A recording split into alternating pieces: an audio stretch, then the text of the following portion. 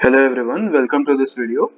वो आपने थंबनेल पढ़ा होगा और आपको लगा होगा कि यार फ्री में एटीसी का डिडक्शन कैसे मिल सकता है। तो सबसे पहले मैं फ्री का मतलब समझा दूं कि फ्री मतलब आपको बिना कोई इन्वेस्टमेंट किए एटीसी का डिडक्शन मिल सकता है। पर हर चीज जो फ्री होती है उसके साथ कुछ ना कुछ टर्म्स एंड कंडीशंस होते हैं। उसी तरह इसमें भी आपको कुछ साल लगेंगे उस स्टेज पर पहुंचने पे। पर एक बार आप उस स्टेज पे पहुंच गए तो आपको कोई आगे डिडक्शन लेने के लिए इन्वेस्टमेंट करने की जरूरत नहीं है। और ये बहुत साधारण सिस्टम है। एटीसी बहुत सारे आपको ऑप्शंस देता है कि आप अलग अलग मोड से इन्वेस्टमेंट कर सकते हैं या फिर कुछ स्पेसिफाइड एक्सपेंसेस कर सकते हैं जिससे आपको डिडक्शन मिल जाए। हम दो ऐसे इन्वेस्टमेंट्स की बात करेंगे जिनको आप यूज कर सकते हैं और ओवर द इयर्स आपका एटीसी में फ्रेश इन्वेस्टमेंट की रिक्वायरमेंट खत्म हो जाएगी और आपके पास जो ऑलरेडी कॉर्पस बन चुका है आप उसी को रोटेट करके आप फ्रेश डिडक्शन क्लेम कर सकते हैं। अब आइए उसे कैसे कर सकते हैं देखते हैं। देखिए, एटीसी आपको दो बहुत अच्छे ऑप्शंस देता है। एक है ईएलएसएस का और एक है टैक्स सेवर एफडीज का। ईएलएसएस और एक है टैक्स सेवर एफडीज। अब देखिए, जो ईएलएसएस होता है उसमें लॉक इन पीरियड होता है 3 इयर्स का और जो टैक्स सेवर एफडीज होते हैं उसमें लॉक इन होते हैं 5 इयर्स के। इसका क्या मतलब है, जैसे अगर हम ईएलएसएस में इन्वेस्टमेंट करते हैं तो फर्स्ट ईयर का इन्वेस्टमेंट हमने किया, सेकेंड ईयर का हमने इन्वेस्टमेंट किया, थर्ड ईयर का इन्वेस्टमेंट हमने किया। अब फोर्थ ईयर में फर्स्ट ईयर का लॉक इन खत्म हो जाएगा तो हम फर्स्ट ईयर के इन्वेस्टमेंट्स को रिडीम करके हम फोर्थ ईयर में इन्वेस्टमेंट कर सकते हैं। उसी तरह सेकेंड और थर्ड को हम फिफ्थ और सिक्स्थ ईयर में इन्वेस्टमेंट कर सकते हैं रिडीम करके। उसी तरह से फोर्थ ईयर को अगेन हम रिडीम करके सेवेंथ ईयर में इन्वेस्टमेंट कर सकते हैं। ये हमारा साइकिल चलते जाएगा और हमारे इन्वेस्टमेंट्स होते रहेंगे, हमें डिडक्शंस मिलते रहेंगे, पर फ्रेश इनफ्लो ऑफ कैश हमें करने की जरूरत नहीं पड़ेगी। सिमिलरली अगर हम एफडीज करते हैं तो एफडीज में भी हमें यही बेनिफिट मिलेगा, बट हमें 5 साल का वेट करना पड़ेगा।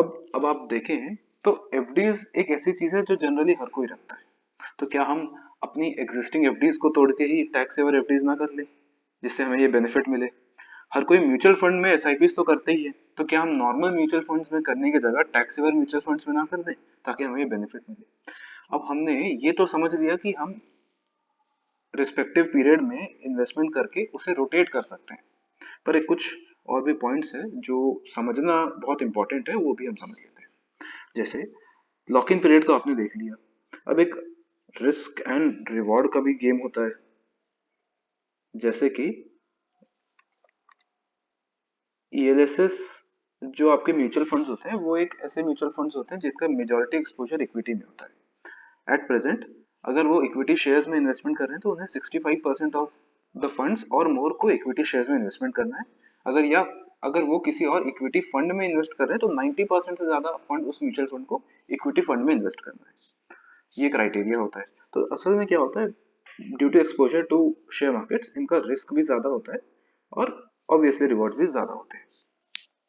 But when it comes to FDs इनका रिस्क भी कम रहता है और रिवॉर्ड भी कम रहता है। रिस्क अगर आप बैंक एफडीज करते हैं तो यूजुअली नहीं के बराबर है। अब अगर हम लोग कंसिस्टेंसी की बात करें, कंसिस्टेंसी की अगर हम बात करें तो कंसिस्टेंसी ऑफ इनकम, तो म्यूचुअल फंड्स में कंसिस्टेंसी ऑफ इनकम तो नहीं रहती है, बट एफडीज में आपको कंसिस्टेंसी मिल सकती है। अब जो इनसे हमें रिटर्न्स मिलते हैं उन रिटर्न्स को भी अगर हम कंपेयर करें, उसके टैक्सेशन को भी अगर हम देखें तो ईएलएसएस में क्या होता है कि only when you sell your investments तभी टैक्सेशन आते हैं, जबकि एफडीज में टैक्सेशन आपका हर साल आता है, every year on interest component.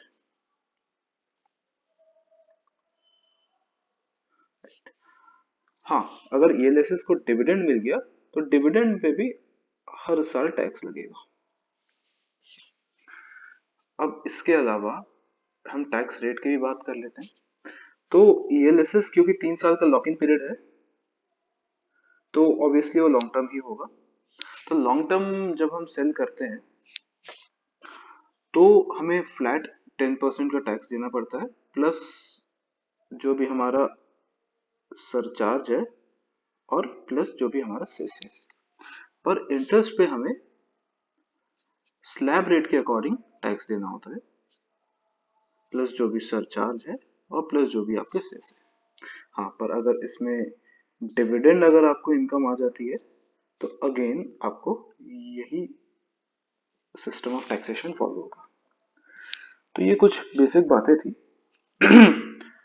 ELSS और टैक्स सेवर एफडीज के बारे में। अगर आप कंसिस्टेंटली इन्हें 3 साल तक या 5 साल तक रिस्पेक्टिवली जो भी आपका केस है इन्वेस्टमेंट करते हैं, तो गोइंग फॉरवर्ड आपको फ्रेश इन्वेस्टमेंट्स की जरूरत नहीं पड़ेगी और आप इन्हीं इन्वेस्टमेंट्स को रोटेट करके अपने डिडक्शंस को क्लेम कर सकते हैं। Thank you for watching.